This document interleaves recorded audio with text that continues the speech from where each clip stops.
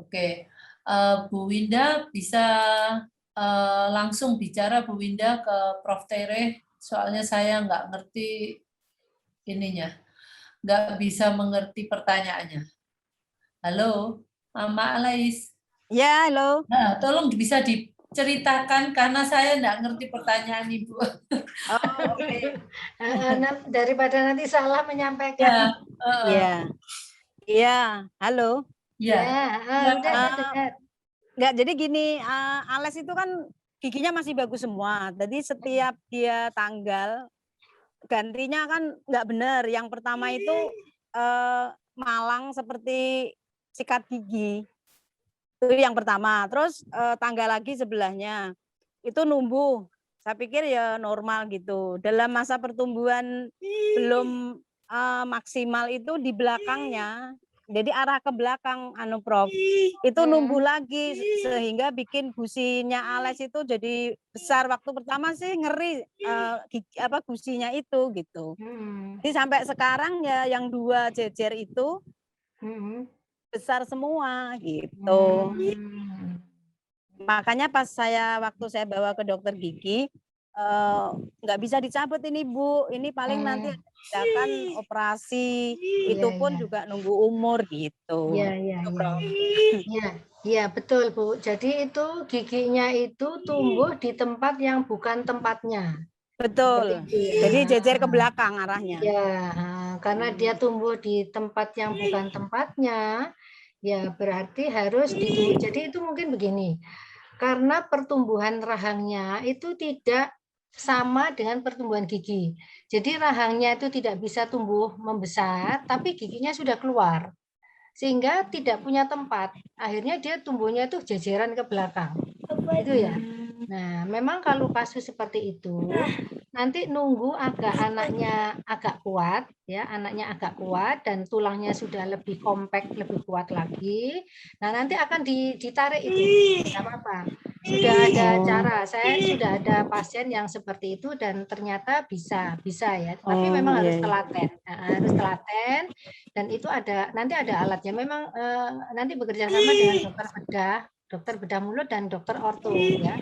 Jadi nanti yang masang alatnya itu dokter orto, yang membuatkan ininya itu dokter bedah yang narik ya dari belakang ke depan itu ya. Jadi depannya memang, itu kan ada Prof. Depannya kan sudah ada. Jadi nanti itu dua-duanya akan dicabut. ditarik bersama. Dua-duanya akan ditarik bareng-bareng, dicarikan tempat gitu. Oh gitu. Terus yang tumbuh kayak gigi, kayak sikat itu gimana itu? Kok bisa melintang gitu ya dia?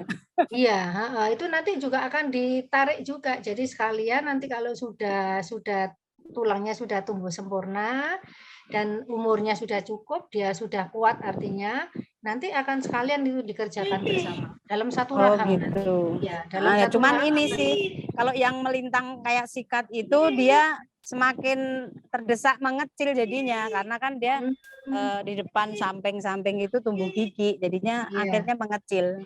Oh gitu. Tapi yang penting Bu, dijaga jangan sampai lubang ya.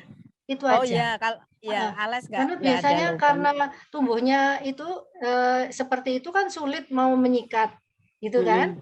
Nah ini memang tugas ibu agak berat sedikit, jadi menjaga supaya giginya jangan sampai lubang ya. Memang nggak gampang gitu ya. Tapi ya usahakan ya. Menurut saya tadi kalau misalnya disikat susah ya pakai kapas dimasukkan air hangat, kemudian tangannya ibu masuk aja. Jadi anggap aja jarinya ibu itu sebagai sikat giginya, dibungkus sama kapas, tangannya masuk.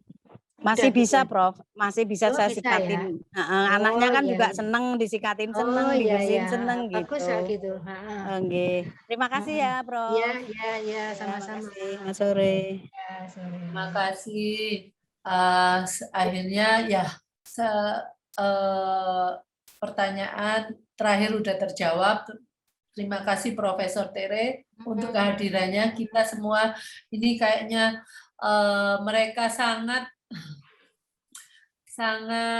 banyak pertanyaan terhadap Iya. urusannya dengan gigi dan mulut. Iya. Sampai Iya. kita lewat sampai 20 menit. Iya, Terima enggak kasih apa-apa. Prof. Tere Ya, untuk sama-sama. waktunya.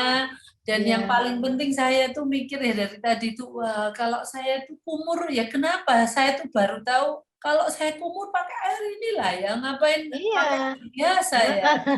Nggak usah beli beli obat kumur ya. Karena Nah, itu. ini juga mungkin untuk pengetahuan bahwa obat-obat kumur yang ada itu juga sifatnya bisa mengeringkan kelenjar ludah. Oh, obat kumur Nah, itu ya. padahal kelenjar ludah ini sangat dibutuhkan karena dari ludah itu keluarlah cairan antibodi kita.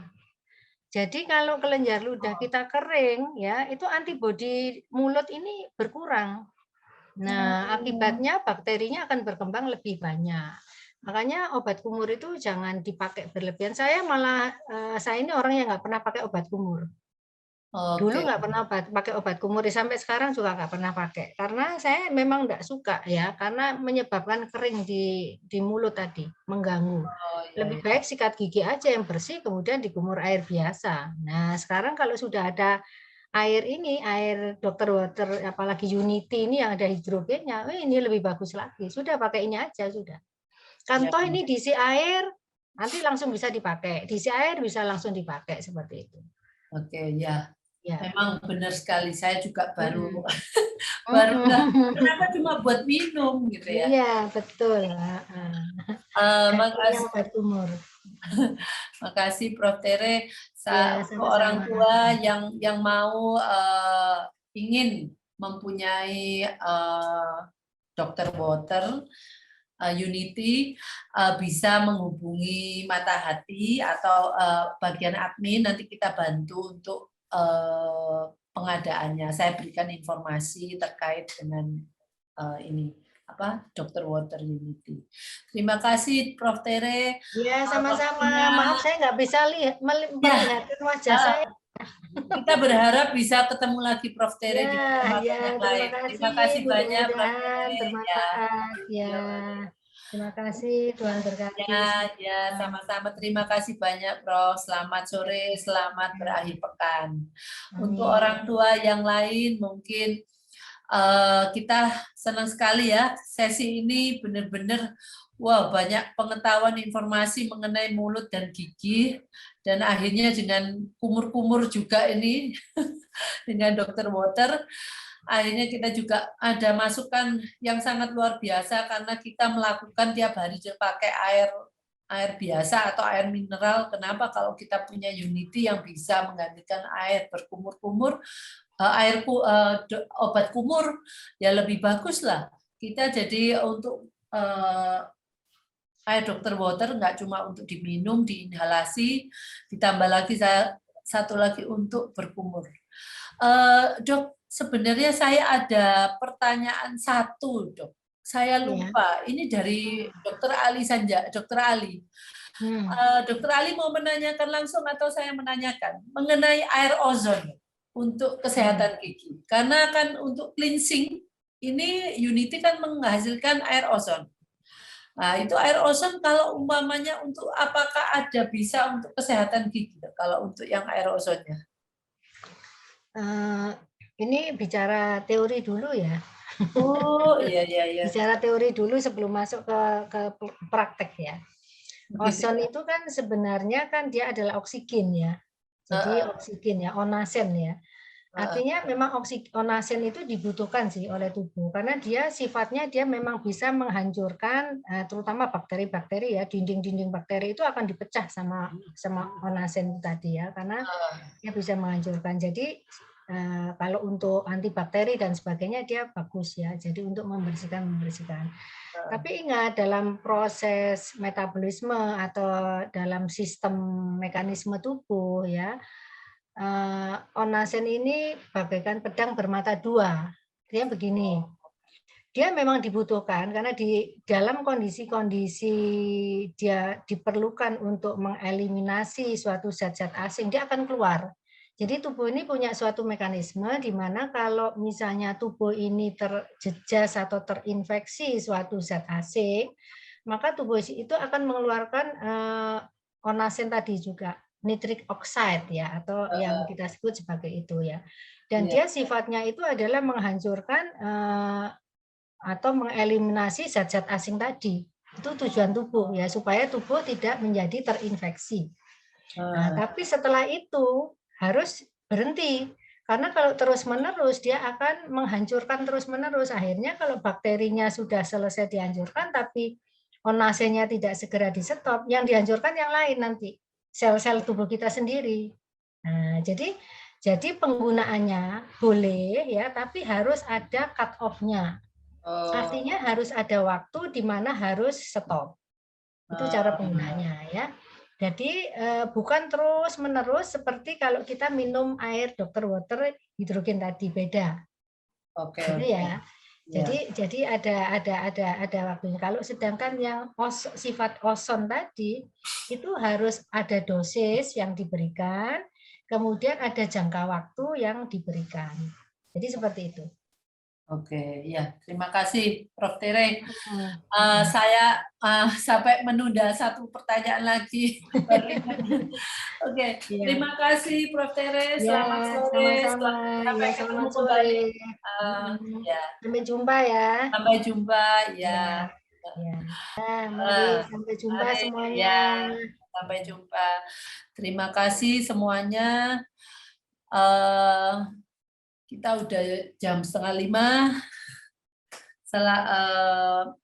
Hari ini adalah hari Sabtu, hari keluarga.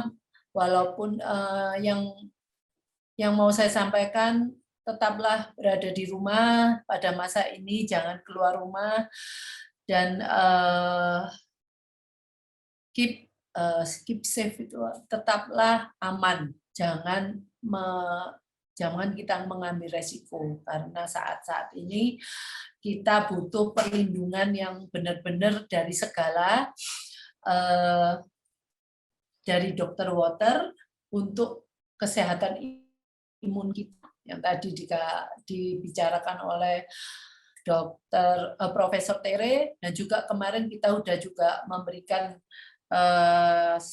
webinar mengenai kalung Eforce dengan ada pendan, ada stiker ivermectinnya yang bisa mencegah kita untuk tidak tertular COVID.